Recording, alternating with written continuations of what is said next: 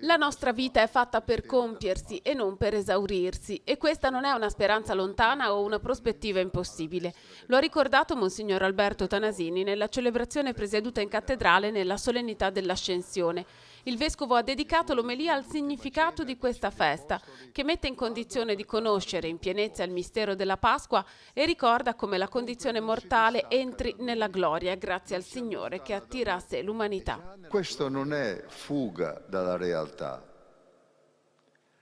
in verità è la realtà, cioè come vivere la nostra condizione se non sostenuti dalla speranza, come dare senso ai nostri impegni, ai nostri obblighi, ai nostri doveri, se non sapendo che tutto questo è vocazione a ciò che è eterno, che non finisce.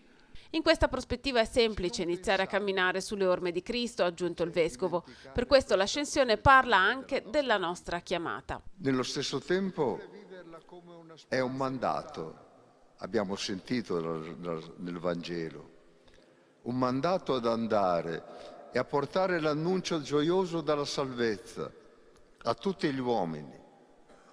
Questo è il compito della Chiesa. È la missione della Chiesa, la missione principale, fare conoscere il mistero di Dio.